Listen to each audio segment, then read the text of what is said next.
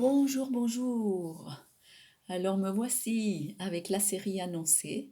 C'est la petite introduction, celle-ci, pour vous parler un peu de comment on est arrivé là où on est et qu'est-ce que nous, de notre côté, on a vécu. Donc cette introduction, nous allons avoir, après tous les reports qu'il y a eu de formation, qu'est-ce qui se passe cet été, cet automne 2020. Donc des va-et-vient multiples, on en a eu. Chamboulements dans la situation générale de confinement. On a vécu les mêmes chamboulements que tout le monde, avec les anxiétés, les doutes, les malades, les bien portants, et jusqu'à quand est-ce que ça va avoir lieu, quelles sont les consignes, toutes ces choses que vous avez connues bien. Tout le monde les connaît évidemment.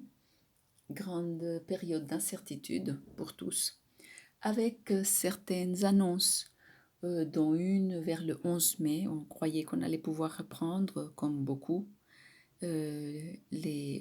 ouvrir nos portes, les portes de l'E3SE pour pouvoir vous accueillir et qu'on puisse continuer la formation en présentiel avec quelques rattrapages.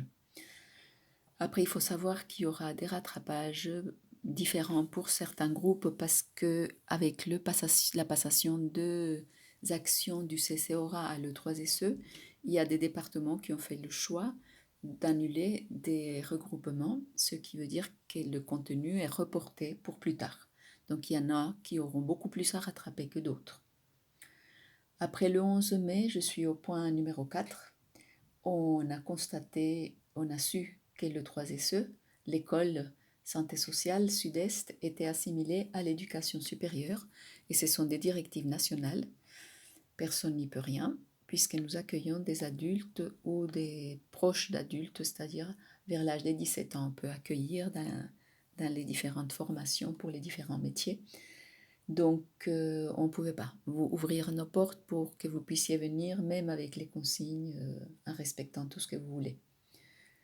Les reprises se font donc en fonction de ce qui se passe en haut, au ministère, je vais vous expliquer tout à l'heure, DGCS, DRJSCS, et puis aussi suivant les commanditaires, c'est-à-dire vos employeurs. On a tous les mêmes directives nationales, mais après aussi, il y a des différences suivant vos différents employeurs.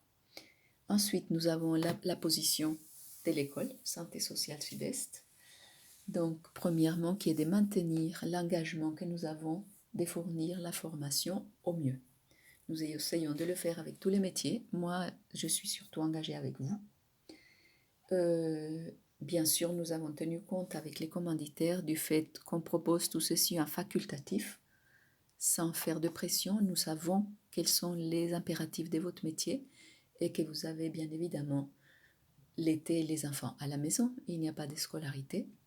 Donc c'est rare, pour certains peut-être qu'il y en a qui peuvent partir en colonie, mais on le sait que c'est rare et que pour beaucoup d'entre vous, c'est pas facile d'organiser une présence pour la formation. Mais je vous encourage, j'ai diversifié au maximum pour que ça soit convivial, que ça soit léger. Nous avons décidé par exemple de découper les modules en 2 ou 3 parties pour que ça soit plus léger. Certaines des parties, surtout quand c'est divisé en 3, que vous puissiez vous avancer à votre rythme. Je vous enverrai des documents en amont, ça veut dire on travaillera en asynchrone, j'expliquerai ça un peu mieux tout à l'heure, avec beaucoup de souplesse aussi, c'est-à-dire que nous avons un rendez-vous sur l'écran.